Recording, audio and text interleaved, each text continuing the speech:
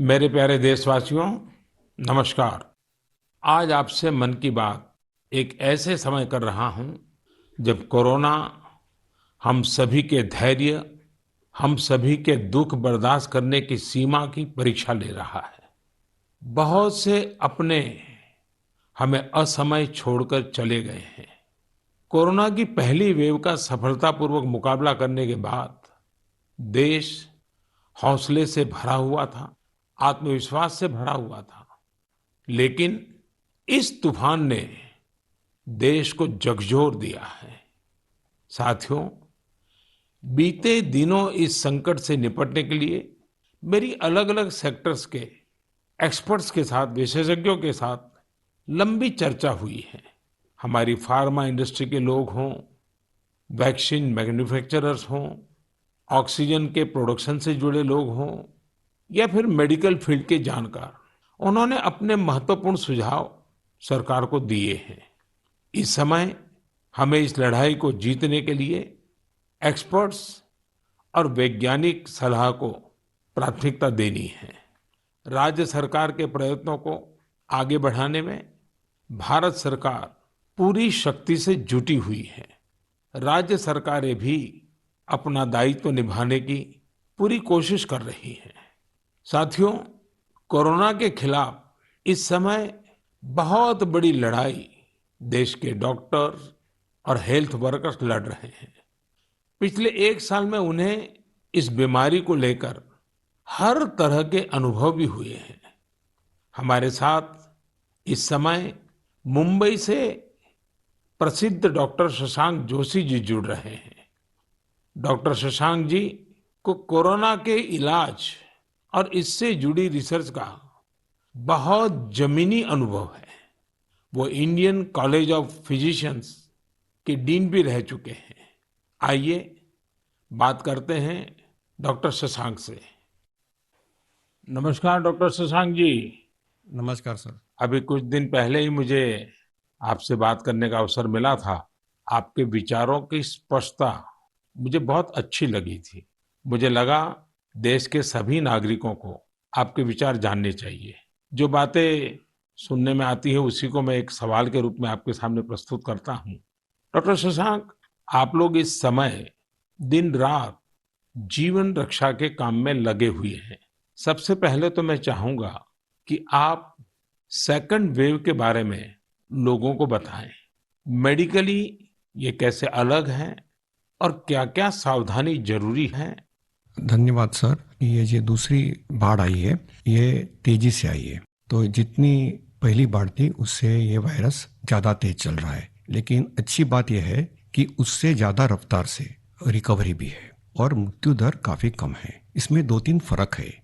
पहली तो ये युवाओं में और बच्चों में भी थोड़ा दिखाई दे रहा है। उसके जो लक्षण हैं, पहले जैसे लक्षण थे, सांस चढ़ना, सूखा खांसी आना, बुखार आना, ये तो सब है ही, पर उसके साथ थोड़ा गंध जाना, स्वाद चला जाना, ये भी है। और लोग थोड़े भयभीत हुए। भयभीत होने की बिल्कुल जरूरत नहीं है। 80-90% लोगों में इसमें कोई भी लक्षण नहीं दिखाई देते हैं। ये म्यूटेशन जो बोलते हैं, घबराने की बात नहीं है। ये म्यूटेशन होते रहते हैं। जैसे हम कपड़े बदलते हैं वैसे वायरस भी अपना रंग बदल रहा है, और इसलिए बिल्कुल डरने की बात नहीं है। और ये वेव को हम पाल कर देंगे। वेव आती जाती है और ये वायरस आते जाते रहता है। तो यही अलग अलग लक्षण हैं और मेडिकली हमको सतर्क रहना चाहिए।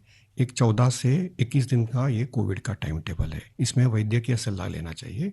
डॉक्टर शशांक, मेरे लिए भी आपने जो एनालिसिस बताया बड़ा इंटरेस्टिंग है।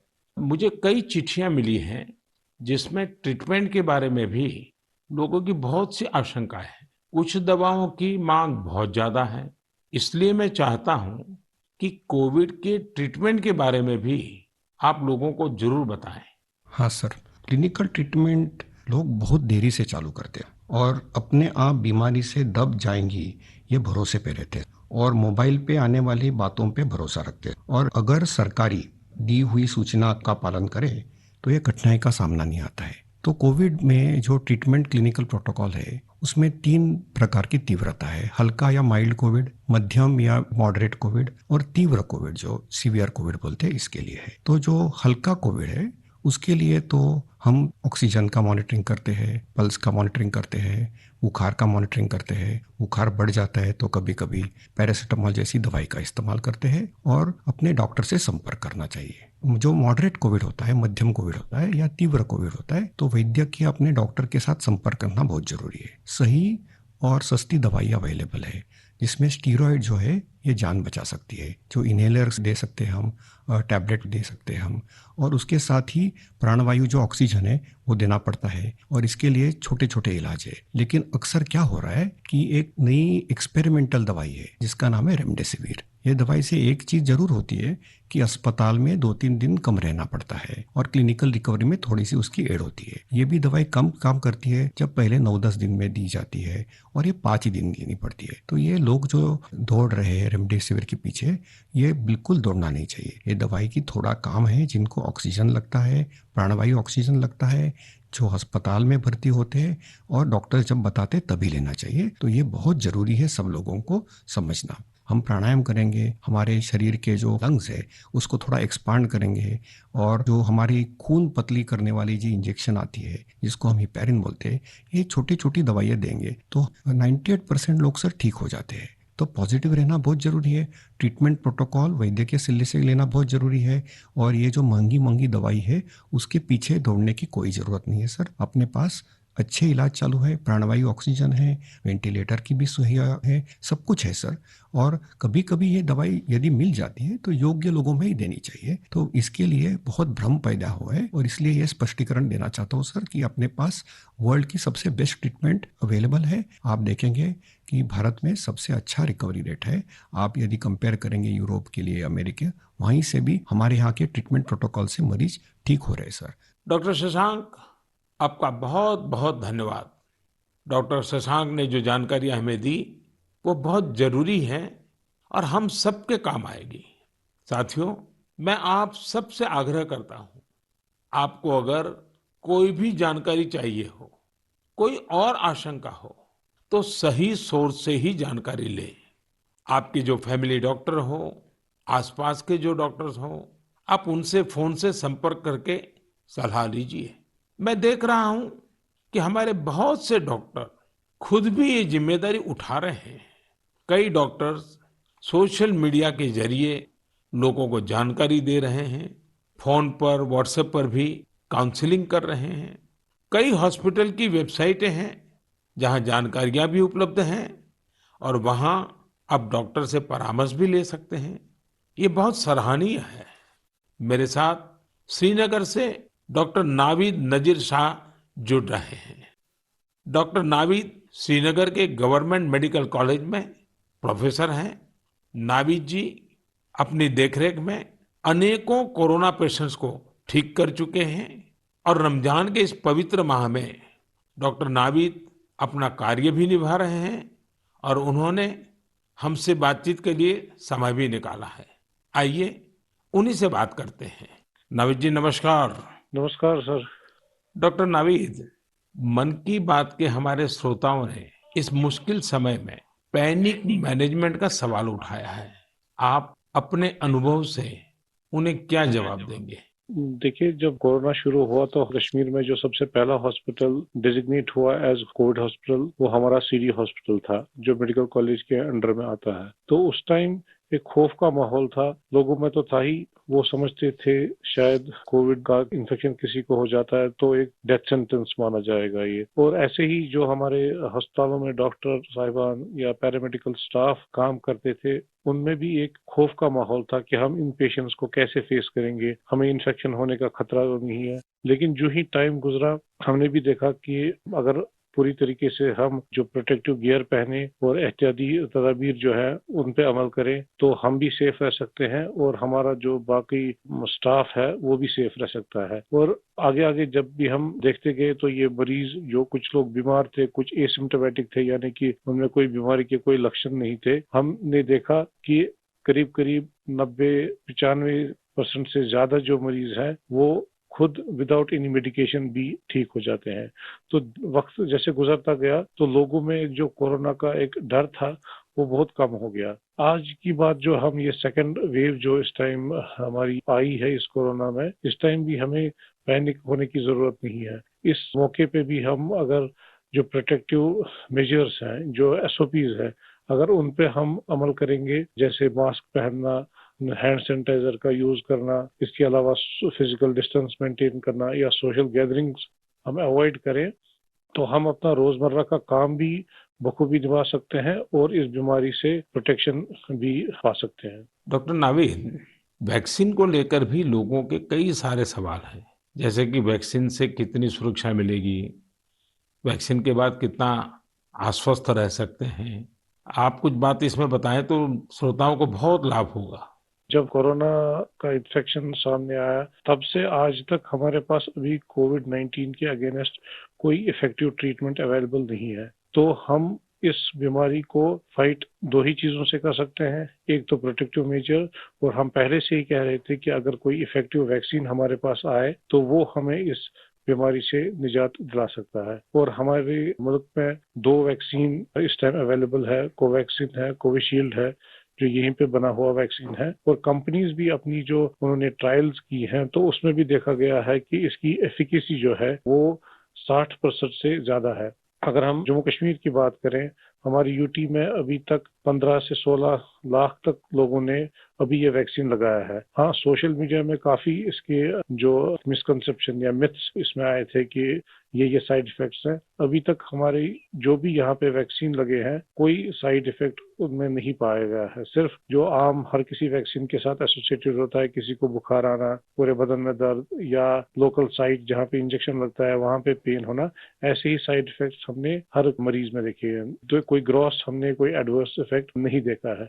हाँ, और दूसरी बात, लोगों में ये भी आशंका थी कि कुछ लोग आफ्टर वैक्सीनेशन यानी वैक्सीन टीकाकरण के बाद पॉजिटिव हो गए। इसमें कंपनी से ही गाइडलाइंस है कि उसमें अगर किसी को टीका लगा है उसके बाद उसको इन्फेक्शन हो सकता है, वो पॉजिटिव हो सकता है, लेकिन जो बीमारी की सीवियरिटी है यानी बीमारी की शिद्दत जो है उन मरीजों में उतनी नहीं होगी। यानी कि वो पॉजिटिव हो सकते हैं, लेकिन जो बीमारी है वो एक जानलेवा बीमारी उनमें साबित नहीं हो सकती है। इसलिए जो भी ये मिसकंसेप्शंस हैं वैक्सीन के बारे में, वो हमें दिमाग से निकालने चाहिए। और जिसकी बारी आई, क्योंकि 1 मई से हमारा पूरे मुल्क में जो भी 18 साल से ज्यादा की उम्र के हैं उनको वैक्सीन लगाने का कार्यक्रम शुरू होगा, तो लोगों से अपील यही करेंगे कि आप आए, वैक्सीन लगवाएं और अपने आप को भी प्रोटेक्ट करें, और ओवरऑल हमारी सोसाइटी और हमारी कम्युनिटी इससे प्रोटेक्ट हो जाएगी कोविड-19 के इन्फेक्शन से। डॉक्टर नावीद, आपका बहुत बहुत धन्यवाद और आपको रमजान के पवित्र महीने की बहुत बहुत शुभकामनाएं।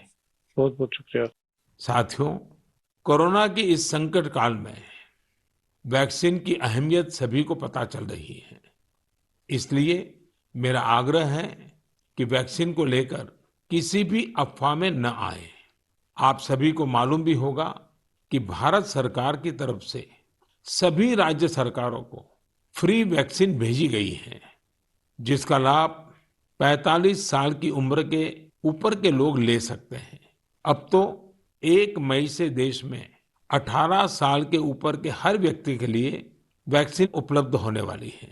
अब देश का कॉरपोरेट सेक्टर, कंपनियां भी अपने कर्मचारियों को वैक्सीन लगाने के अभियान में भागीदारी निभा पाएगी।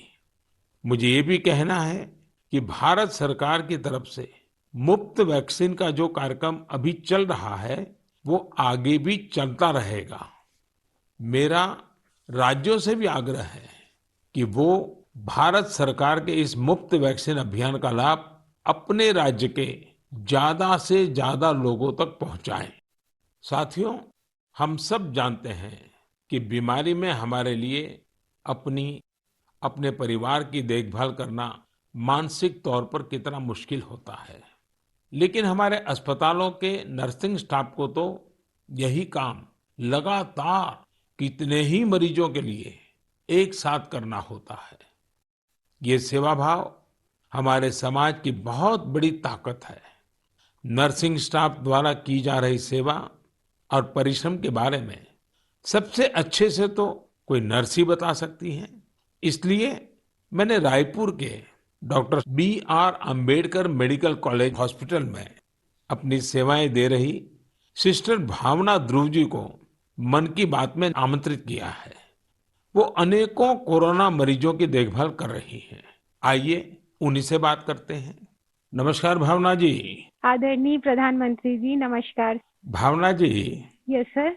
मन की बात सुनने वालों को आप जरूर ये बताइए कि आपके परिवार में इतनी सारी जिम्मेवारियां, इतने सारे यानी मल्टीटास्क, और सर। उसके बाद भी आप कोरोना के मरीजों के साथ काम कर यस रही सर। हैं। कोरोना के मरीजों के साथ आपका जो अनुभव रहा वो जरूर देशवासी सुनना चाहेंगे, क्योंकि सिस्टर जो होती हैं, नर्सिस जो होते हैं, वो यस सर। पेशेंट के सबसे निकट होती हैं और सबसे लंबे समय तक होती हैं। Yes sir. तो वो हर चीज को बड़ी बारीकी से समझ सकती हैं। जी बताइए। जी सर, मेरा टोटल एक्सपीरियंस कोविड में सर 2 मंथ का है सर। हम 14 डेज ड्यूटी करते हैं और 14 डेज के बाद हमें रेस्ट दिया जाता है। फिर 2 महीने बाद हमारा ये कोविड ड्यूटी रिपीट होता है सर। जब सबसे पहले मेरी कोविड ड्यूटी लगी तो सबसे पहले मैं अपने फैमिली मेंबर्स को ये कोविड ड्यूटी की बात शेयर करी। ये मई की बात है और मैं ये जैसे ही मैंने शेयर किया, सबके सब डर गए, घबरा गए मुझसे। कहने लगे कि बेटा ठीक से काम करना। एक इमोशनल सिचुएशन था सर बीच में, जब मेरी बेटी मुझसे पूछी, मम्मा आप कोविड ड्यूटी जा रहे हो, तो उस समय बहुत ही ज्यादा मेरे लिए इमोशनल मोमेंट था। लेकिन जब मैं कोविड पेशेंट के पास गई तो मैं एक जिम्मेदारी घर में छोड़ के गई, और जब मैं कोविड पेशेंट से मिली सर तो वो उनसे और ज्यादा घबराए हुए थे। कोविड के नाम से सारे पेशेंट इतना डरे हुए थे सर कि उनको समझ में ही नहीं आ रहा था कि उनके साथ क्या हो रहा है, हम आगे क्या करेंगे। हम उनके डर को दूर करने के लिए उनसे बहुत अच्छे से हेल्दी एनवायरनमेंट दिए सर उन्हें। हमें जब ये कोविड ड्यूटी करने को कहा गया तो सर सबसे पहले हमको पीपी किट पहनने के लिए कहा गया सर, जो कि बहुत ही कठिन है पीपी किट को पहन करके ड्यूटी करना। सर ये बहुत टफ था हमारे लिए। मैंने 2 मंथ की ड्यूटी में हर जगह 14-14 दिन ड्यूटी किए, वार्ड में, आईसीयू में, आइसोलेशन में सर। यानी कुल अलग। मिलाकर तो आप 1 साल से इसी काम को कर रही है। Yes sir.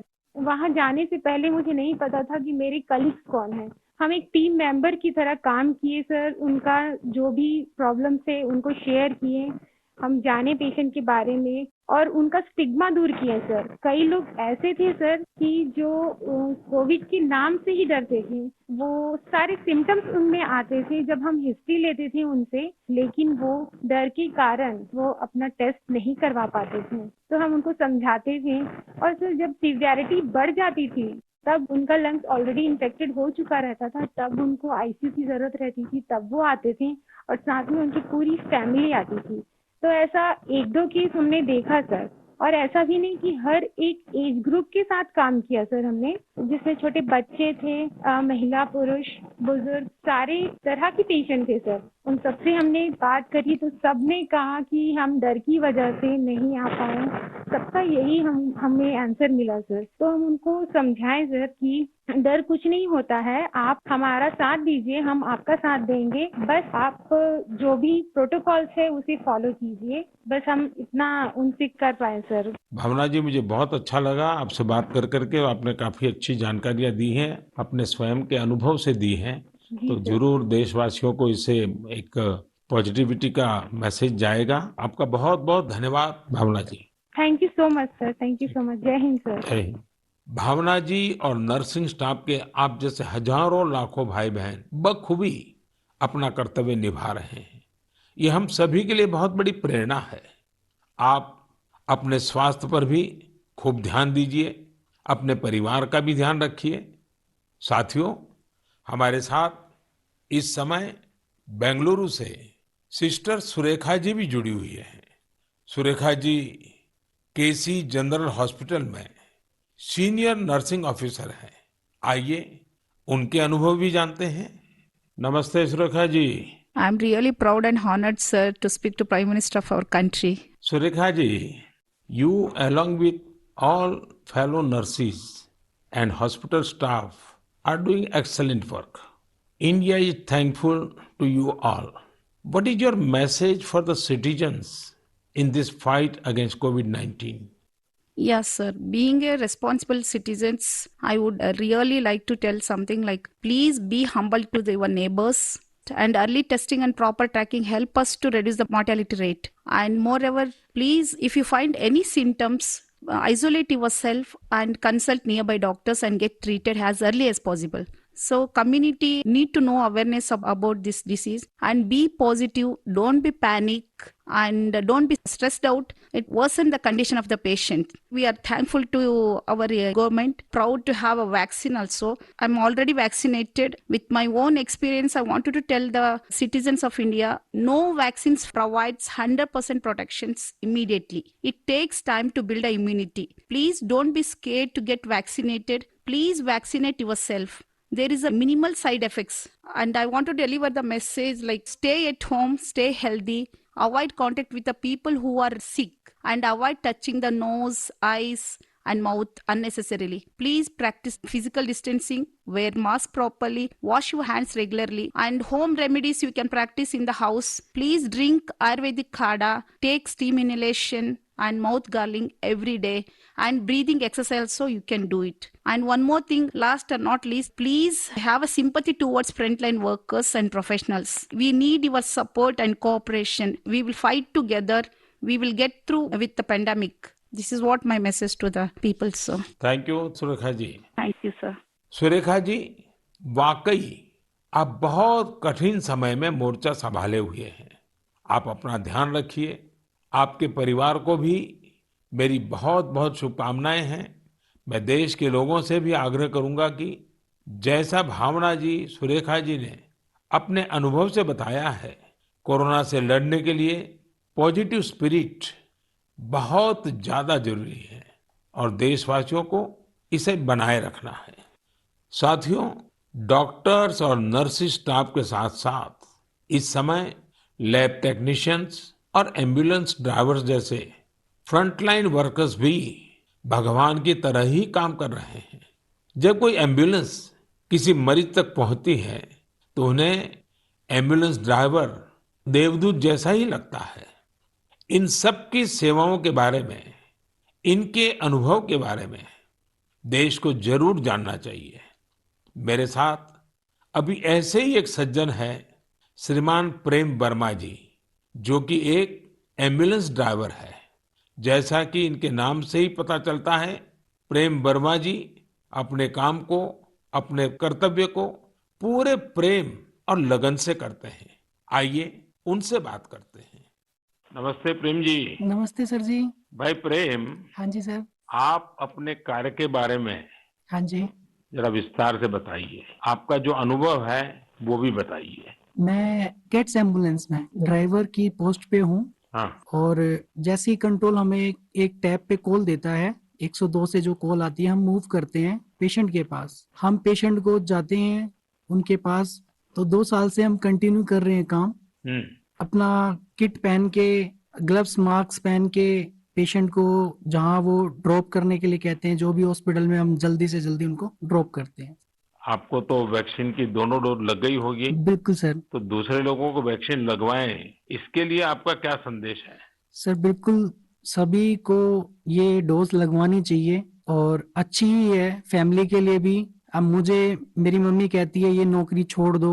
मैंने बोला मम्मी, अगर मैं भी नौकरी छोड़ के बैठ जाऊंगा तो सब और पेशेंट को कैसे कौन छोड़ने जाएगा, क्योंकि सब इस कोरोना काल में सब भाग रहे हैं, सब नौकरी छोड़ छोड़ के जा रहे हैं। मम्मी भी मुझे बोलती है कि बेटा ये नौकरी छोड़ दे। मैंने बोला नहीं मम्मी, मैं नौकरी नहीं छोड़ूंगा। प्रेम जी, माँ को दुखी मत करना, नहीं माँ सर। को समझाना। हाँ जी। लेकिन ये जो आपने माँ वाली बात बताई ना, हाँ जी। ये बहुत ही छूने वाली है। आपकी माता जी को भी हाँ जी मेरा प्रणाम कहिएगा। बिल्कुल। हाँ। हाँ जी। और प्रेम जी, मैं आपके माध्यम से, हाँ जी, ये एम्बुलेंस चलाने वाले हमारे ड्राइवर भी हाँ जी, कितना बड़ा रिस्क लेकर के काम कर रहे हैं, हाँ जी, और हर एक की माँ क्या सोचती है, बिल्कुल सर। ये बात जब श्रोताओं तक पहुंचेगी, हाँ जी। मैं जरूर मानता हूँ कि उनको भी दिल को छू जाएगी। हाँ जी। प्रेम जी, बहुत बहुत धन्यवाद। आप एक प्रकार से प्रेम की गंगा बहा रहे हैं। धन्यवाद सर जी। धन्यवाद भैया। धन्यवाद। साथियों, प्रेम वर्मा जी और इन जैसे हजारों लोग आज अपना जीवन दांव पर लगाकर लोगों की सेवा कर रहे हैं। कोरोना के खिलाफ इस लड़ाई में जितने भी जीवन बच रहे हैं, उसमें एम्बुलेंस ड्राइवर्स का भी बहुत बड़ा योगदान है। प्रेम जी, आपको और देश भर में आपके सभी साथियों को मैं बहुत बहुत साधुवाद देता हूं। आप समय पर पहुंचते रहिए, जीवन बचाते रहिए। मेरे प्यारे देशवासियों, ये सही है कि कोरोना से बहुत लोग संक्रमित हो रहे हैं, लेकिन कोरोना से ठीक होने वाले लोगों की संख्या भी उतनी ही ज्यादा है। गुरुग्राम की प्रीति चतुर्वेदी जी ने भी हाल ही में कोरोना को हराया है।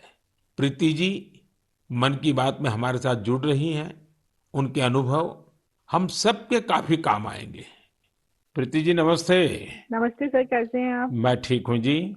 सबसे पहले तो मैं आपकी कोविड-19 से जी सफलतापूर्वक लड़ने के लिए जी, सराहना करूंगा। थैंक यू सो मच मेरी सर। कामना है आपका स्वास्थ्य और तेजी से बेहतर हो। जी शुक्रिया सर। प्रीति जी, हाँ जी सर। ये सिर्फ आपके परिवार में आप ही का नंबर लगा कि परिवार के और सदस्य भी इसमें फंस गए? नहीं नहीं सर, मैं अकेली ही हुई थी चलिए, आज पॉजिटिव। भगवान की कृपा रही। अच्छा, जी मैं चाहूंगा हाँ जी कि सर। आप अपने इस पीड़ा के अवस्था के कुछ अनुभव अगर साझा करें, तो जी सर। शायद जो श्रोता है हाँ उनको जी भी ऐसे समय कैसे अपने आप को संभालना चाहिए, इसका मार्गदर्शन मिलेगा। जी सर, जरूर सर। इनिशियली इस स्टेज में मेरे को बहुत ज्यादा लेथार्जिक, मतलब बहुत सुस्ती सुस्ती आया, और उसके बाद ना मेरे गले में थोड़ी सी खराश होने लगी। तो उसके बाद ना मेरा थोड़ा सा मेरे को लगा कि ये सिम्टम्स है, तो मैंने टेस्ट कराया। दूसरे दिन रिपोर्ट आते ही जैसे ही मेरे को पॉजिटिव हुआ, मैं अपने आप को क्वारंटीन कर लिया, एक रूम में आइसोलेट करके। अब डॉक्टर्स के साथ कंसल्ट करा मैंने उनसे, उनकी मेडिकेशन स्टार्ट कर तो दी। आपका परिवार बच गए आपके क्विक जी एक्शन सर। के कारण। जी सर, वो बाकी सबका भी बाद में कराया था, बाकी सब नेगेटिव थे, मैं ही पॉजिटिव थे। उससे पहले मैंने अपने आप को आइसोलेट कर लिया था एक रूम के अंदर। अपनी जरूरत का सारा सामान रख के उसको मैं अपने आप अंदर कमरे में बंद हो गई थी। और उसके साथ साथ मैंने फिर डॉक्टर के साथ मेडिकेशन स्टार्ट कर दी। तो मैंने मेडिकेशन के साथ साथ ना मैंने योगा, आयुर्वेदिक, और साथ में मैंने ना काढ़ा भी लेना शुरू कर दिया था अपनी इम्यूनिटी बूस्ट करने के लिए। और सर मैं दिन में, मतलब जब भी अपना भोजन वगैरह लेती थी, उससे मैंने हेल्दी फूड जो कि प्रोटीन रिच डाइट थी वो लिया। मैंने बहुत सारा फ्लूइड लिया, मैंने स्टीम लिया, गार्गल किया और हॉट वाटर लिया। मैंने दिन भर मैं इन सब चीजों को ही अपने उस जीवन में लेती आई डेली। और सर इन दिनों में ना सबसे बड़ी बात मैं बोलना चाहूंगी कि घबराना तो बिल्कुल नहीं है, बहुत मेंटली स्ट्रांग करना, जिसके लिए मेरे को ना योगा ने बहुत ज्यादा, ब्रीदिंग एक्सरसाइज करती थी ना, उससे मुझे अच्छा लगता था उसको करने से मुझे। अच्छा प्रीति जी, जब अब आपका प्रोसेस पूरा हो गया, आप संकट से बाहर निकल आई, हाँ अब जी। आपका टेस्ट भी नेगेटिव आ गया है, हाँ जी तो सर। फिर आप अपने स्वास्थ्य के लिए, जी इसके सर। देखभाल के लिए अभी क्या कर रही है? सर मैंने एक तो योगा बंद नहीं किया है, ठीक है। मैंने काढ़ा अभी भी ले रही हूँ, और अपनी ना इम्यूनिटी बूस्ट रखने के लिए मैं अच्छा हेल्दी फूड खा रही हूँ अभी, जो कि मैं बहुत अपने आप को नेग्लेक्ट कर लेती थी, उस पर बहुत ध्यान दे रही हूँ मैं। धन्यवाद Preeti ji. Thank you so much sir. आपने जो जानकारी दी, मुझे लगता है ये बहुत सारे लोगों के काम आएगी। आप स्वस्थ रहें, आपके परिवार के लोग स्वस्थ रहें, मेरी आपको बहुत बहुत शुभकामनाएं। मेरे प्यारे देशवासियों, जैसे आज हमारे मेडिकल फील्ड के लोग, फ्रंटलाइन वर्कर्स, दिन रात सेवा कार्यों में लगे हैं, वैसे ही समाज के अन्य लोग भी इस समय पीछे नहीं है। देश एक बार फिर एकजुट होकर कोरोना के खिलाफ लड़ाई लड़ रहा है। इन दिनों मैं देख रहा हूं, कोई क्वारंटाइन में रह रहे परिवारों के लिए दवा पहुंचा रहा है, कोई सब्जियां, दूध, फल आदि पहुंचा रहा है, कोई एम्बुलेंस की मुफ्त सेवाएं मरीजों को दे रहा है। देश के अलग अलग कोने में इस चुनौतीपूर्ण समय में भी स्वयंसेवी संगठन आगे आकर दूसरों की मदद के लिए जो भी कर सकते हैं वो करने का प्रयास कर रहे हैं। इस बार गांवों में भी नई जागरूकता देखी जा रही है। कोविड नियमों का सख्ती से पालन करते हुए लोग अपने गांव की कोरोना से रक्षा कर रहे हैं। जो लोग बाहर से आ रहे हैं उनके लिए सही व्यवस्थाएं भी बनाई जा रही हैं। शहरों में भी कई नौजवान सामने आए हैं जो अपने क्षेत्र में कोरोना के केस न बढ़ें, इसके लिए स्थानीय निवासियों के साथ मिलकर प्रयास कर रहे हैं। यानी एक तरफ देश दिन रात अस्पतालों, वेंटिलेटर्स और दवाइयों के लिए काम कर रहा है, तो दूसरी ओर देशवासी भी जी जान से कोरोना की चुनौती का मुकाबला कर रहे हैं। ये भावना हमें कितनी ताकत देती है, कितना विश्वास देती है। ये जो भी प्रयास हो रहे हैं, समाज की बहुत बड़ी सेवा है। ये समाज की शक्ति बढ़ाते हैं। मेरे प्यारे देशवासियों, आज मन की बात की पूरी चर्चा को हमने कोरोना महामारी पर ही रखा, क्योंकि आज हमारी सबसे बड़ी प्राथमिकता है इस बीमारी को हराना। आज भगवान महावीर जयंती भी है। इस अवसर पर मैं सभी देशवासियों को शुभकामनाएं देता हूं। भगवान महावीर के संदेश हमें तप और आत्म संयम की प्रेरणा देते हैं। अभी रमजान का पवित्र महीना भी चल रहा है, आगे बुद्ध पूर्णिमा भी है, गुरु तेग बहादुर जी का 400वां प्रकाश पर्व भी है। एक महत्वपूर्ण दिन पोचिशे बोईशाख टैगोर जयंती का है। ये सभी हमें प्रेरणा देते हैं अपने कर्तव्य को निभाने की। एक नागरिक के तौर पर हम अपने जीवन में जितनी कुशलता से अपने कर्तव्यों को निभाएंगे, संकट से मुक्त होकर भविष्य के रास्ते पर उतनी ही तेजी से आगे बढ़ेंगे। इसी कामना के साथ मैं आप सभी से एक बार फिर आग्रह करता हूं कि वैक्सीन हम सबको लगवाना है और पूरी सावधानी भी रखनी है। दवाई भी, कड़ाई भी, इस मंत्र को कभी भी नहीं भूलना है। हम जल्द ही साथ मिलकर इस आपदा से बाहर आएंगे। इसी विश्वास के साथ आप सभी का बहुत बहुत धन्यवाद। नमस्कार।